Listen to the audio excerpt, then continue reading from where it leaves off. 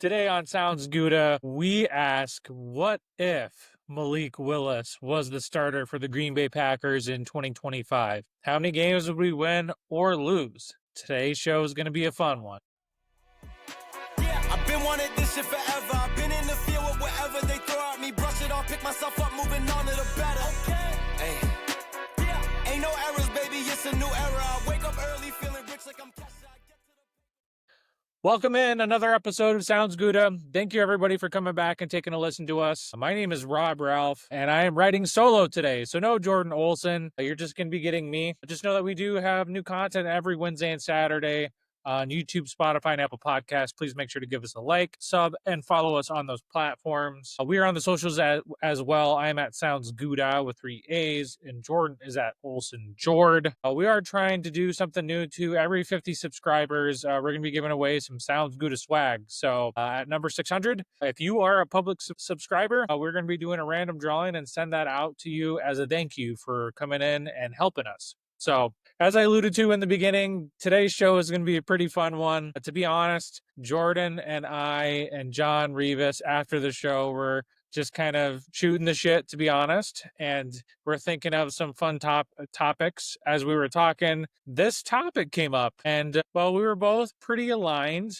I would say, for the most part. There was more than a few games that I thought that Malik Willis might have done better and or worse. And there was some difference of opinions. So I'm sure most of you who are listening to this show are extremely intelligent Packers fans. But if you, by chance you did not know, we did get Malik Willis last year before the season started. Gutekunst made a very savvy move, was able to pick up Malik Willis. And he really did. He helped us when Jordan Love was injured. He helped us win against the Colts. He helped us win at Tennessee. And then obviously, we had to come in for that spare change time there towards the end of the Jacksonville Jaguars game. Absolutely orchestrated the offense to a T and helped us win there. So Malik Willis and Jordan Love are pretty different quarterbacks, I'd say. Malik Willis gives you more of a dual threat. I don't even want to call him Lamar Jackson, but something similar towards that. Josh Allen, Lamar Jackson gives you that threat, that quarterback option, sneak out, type of play to him, which does make it pretty hard on defenses too, I will definitely say. I think Jordan Love should bring that in as an element into his game this year for sure. And it doesn't need to be 600-700 yards like Lamar Jackson, but maybe if he rushed for 1 first down or 2, a game. Of course, that over a year can do quite a bit. Where I think obviously where Jordan Love has the upper hand is his passing ability, right? So I think Jordan Love is a much better passer. I would trust Jordan Love that if the Packers were to have gotten down, by a touchdown or 2 or 3, as we have seen too in the past, he can easily get you back with that wide receiver core. Malik Willis, maybe not so much, or maybe he really hasn't gotten the opportunity, with as much confidence as he has now with his smarts and intelligence that he does have within the system. Maybe he could, but I would say right now, if you were betting on it as a Packers fan, you'd probably take Jordan Love as the better passer. Malik Willis as more of the dual threat, better runner, more system. Not to say Jordan's not a system quarterback. I think he does really good in LaFleur's system too. But I think Malik Willis thrives a little bit more when it's a run first. And both Jordan and I feel that probably Jordan Love and offense with him at the helm operate a little bit better when it's pass first, run as a secondary option to that, or to marry up with that. So what I did want to do is go ahead and share my screen. And I want you all to think about this too as you're going along with this with me and see what your thoughts would be.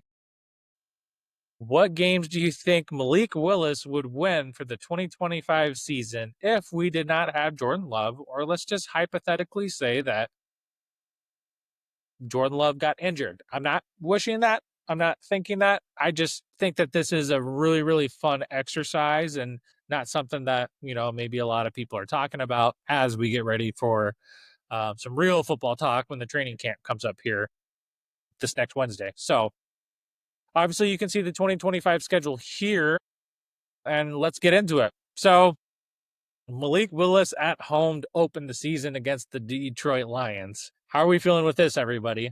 I know what you're already thinking, and I'm thinking the same. That's going to be a loss for Malik Willis and the Packers.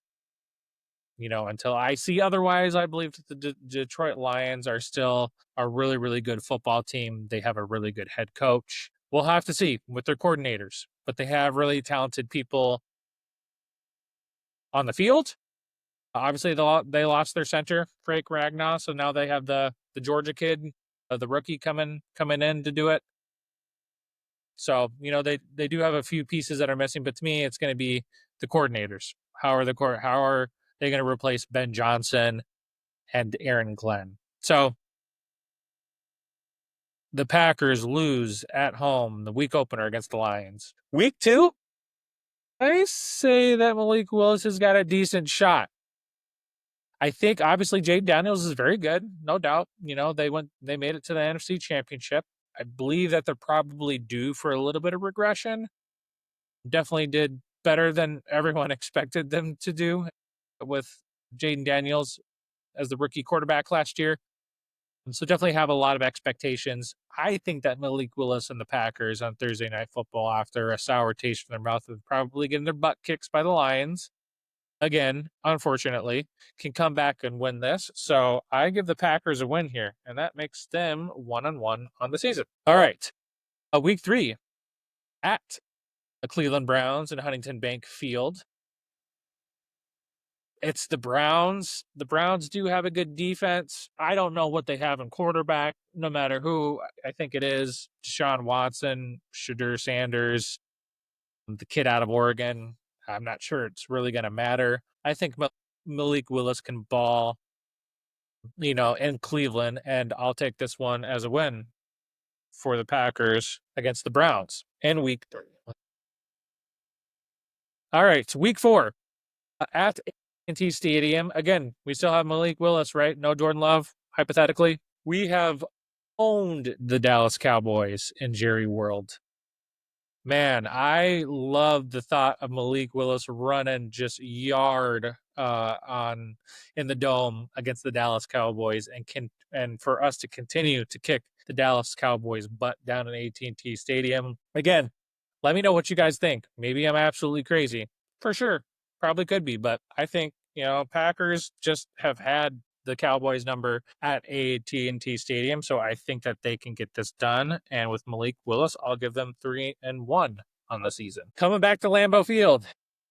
Now, I'm not a big fan of the Bengals and their defense, but as we all know, if any of you play fantasy football, Jamar Chase, Joe Burrow is probably one of the best quarterbacks. They can light you up pretty fast. Got a pretty good backfield.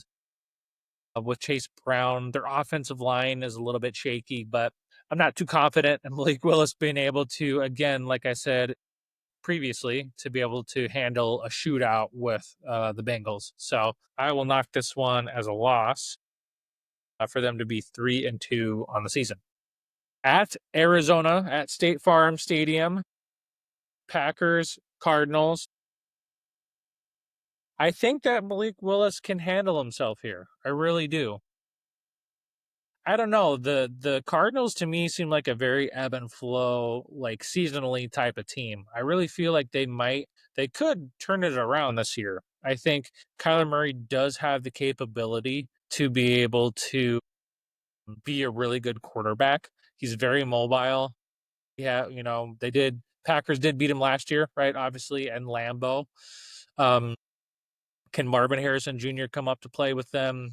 Can Trey McBride be a really good, fantasy tight end, but just a tight end in general?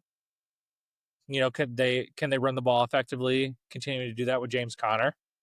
I think that they can. I think there's going to be a couple of games here too where you're just kind of left scratching your head, Malik Willis. So I'll take this one as a loss and give them 3-3 on the season. Packers at Steelers. This is obviously a big one, right? Again, Malik Willis.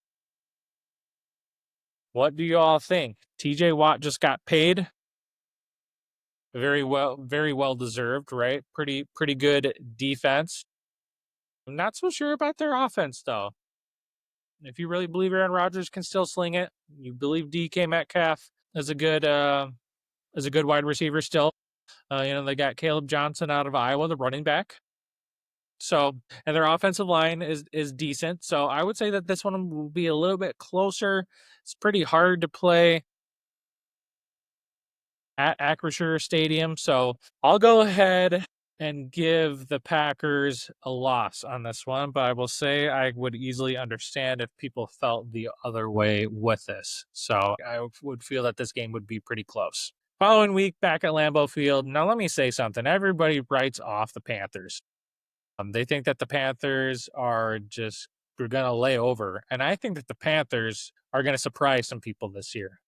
They got to Terrion McMillan, right? The stud wide receiver out of Arizona that some people had or slash hoped maybe the Packers would get in the draft. But he went way too early. They're a really good football team, right? Like they almost beat the Eagles last year. They should have beaten the Eagles last year. They should have done that with more than a couple of teams. I think Bryce Young is starting to look comfortable. So I think that this game is going to be a lot closer than you think it would be. But at Lambeau Field, after, again, a pretty tough loss against the Steelers, I will give the Packers and Malik Willis a win here. Packers versus Eagles, Lambeau Field, Monday Night Football. If you're a couple of sides here, if you feel like the Eagles are still a dominant team, a dominant defense with who they've lost, they lost Josh Sweat. I can't think of that defensive tackle, but they lost him to the Patriots. I'm sure y'all can comment and remind me in the comments. He just got paid, was a really good pass rush specialist for the Eagles. He just got paid by the Pats. So, but the Eagles still have a really good offensive line. They have a really good running back. They have really good wide receivers. They have Jalen Hurts. Monday Night Football against Malik Willis. I don't trust this one. I will leave this one as a loss for the Packers. Packers at Giants. I mean, is this a letdown game? I have a hard time believing that, but man, Packers at New York, November, December, they seem to have some pretty close games there.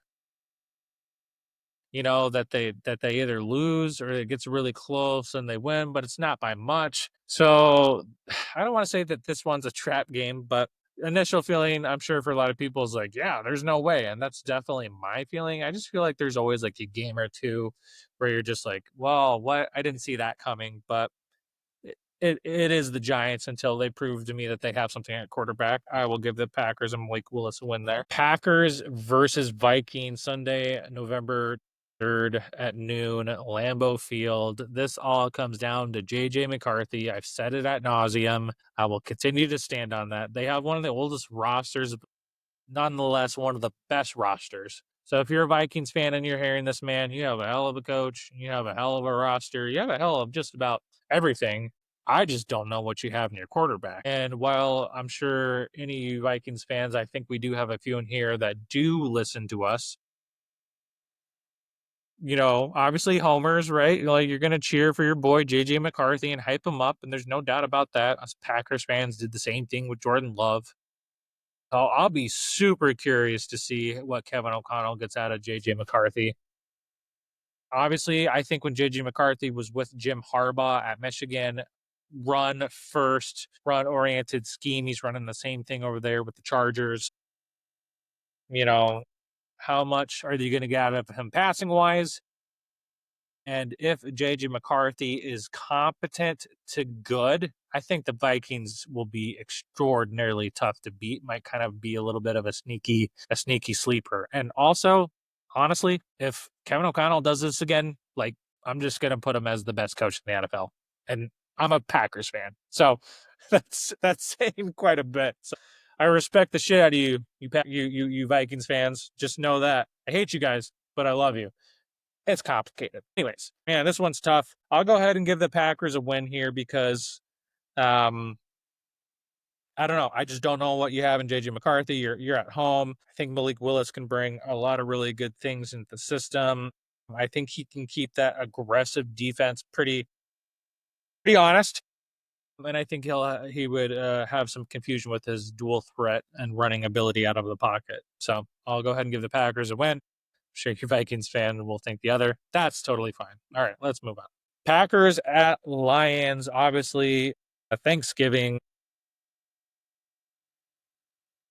the Lions went into Lambeau, I said, in week 1, and they beat us.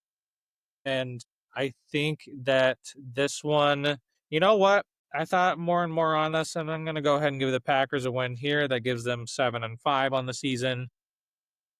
I think that Malik Willis in a dome is very, very dangerous. I don't know. I think that he could surprise some people if it is just Malik Willis. I'm not saying he's a gunslinger, but really, like, we haven't given him a full year, a full shot to be able to see that, right? So, yeah, I'm going to take a gutsy call here, no doubt, and say that the Packers go in on Thanksgiving and get a W. Hey, we finally see the Chicago Bears. Look at that. Packers and Bears at Lambeau Field. You get a really good win against the Lions, but then you turn around and you lose to Ben Johnson and the Bears. So are the Bears going to be a lot better this season? Is Ben Johnson really worth all the hype? You got Luther Burden, Roma Dunze, DJ Moore, Colston Loveland, Nicole Komet. They upgraded their offensive line. I know that, unfortunately, don't tell anybody, I'm buying stock of DeAndre Swift in the 9th, 10th, 11th rounds of fantasy football drafts. Absolutely. I had him, I believe last year. Was it the year before? No, it was last year. And he was halfway decent. And that's with a really, really crappy O-line. So I hate to admit it, but I think the Bears are going to be a lot better. I think Ben Johnson's going to prove that. And unfortunately, I would give the Packers a loss here. So that brings them to 7-6 in the season. Packers at Broncos, up at Mile High after that. The Broncos are legitimate. Bo Nix, very, very good. One of the best offensive lines, one of the best defenses. Man, I know they're not technically getting sleeped on this year, but they really do feel kind of like the Bears to me. They're just going to be very good. They're going to be as advertised. They're going to play sound defense. They're going to run the football. Sean Payton's a very good head coach. I don't see this one for the Packers as much as I would love that. Bo Nix and the Broncos, they already made the playoffs last year. They're coming, man. They really are. And I'll take this one as a loss for the Packers. Then Packers at Bears. And you know what? We've played pretty good down in Chicago, and I'll give the Packers a win on this one. So that brings them already to 8-7 on the season. Packers versus Ravens back at home, Lambeau Field. Sorry. That's disrespectful. I shouldn't be laughing about Malik Willis. He is a hell of a quarterback, and if it weren't for him, we wouldn't have made the playoffs last year. But is anybody thinking that we realistically have a chance with Malik Willis at the helm against Lamar Jackson and the Ravens? No, I did not think so. So hence my laugh. So 8-8 on the season. No way. I don't think. But maybe, if we could pull a miracle out of our butts. You never know. Last game of the year, Packers at Vikings, already at 8-8. I gave us a win. Do we think JJ McCarthy settles down? Kevin O'Connell gets him in a rhythm. They're playing with nothing to lose. What do you think? I'm thinking that might be the case, and I would end up taking a loss for the Packers. So guess what, everybody? That brings our total to 8-9 on the season. Let me know what you all think. Go game by game if you want. Just give me your overall record, your general thoughts. What do you think that the Packers record would be if we had Malik Willis for the 2025 season? Do you think it would be better? Do you think it'd be worse? What other complementary skills do you think that Malik Willis could bring to this offense, maybe that I did not mention? We love getting back to you guys. We love to engage with you guys. So please let us know, and we'd love to engage with you and collaborate and have a little fun with this too, right? Like, this is just something that, we had a little fun with John, for more about 10, 15 minutes. And we thought that this was a pretty good, pretty fun and entertaining show. So, well, that is it for tonight, Packers fans. Just know that we do have new content every Wednesday and Saturday on Spotify, Apple Podcasts, and YouTube. So please leave us a like, sub, and follow us on those channels as you are able. We are on the socials. I'm at Sounds Gouda with 3 A's, and Jordan is at Olsen Jord. So make sure to find us on there and follow us on there too as well. But that is it, Packers fans. Hopefully you enjoyed this solo show. Again, let me know your feelings below. We hope that you have a good morning, a good afternoon, and a good night. Take care. Go Pack, go. Been wanted this shit forever. I've been in the field with whatever they throw at me. Brush it off, pick myself up, moving on.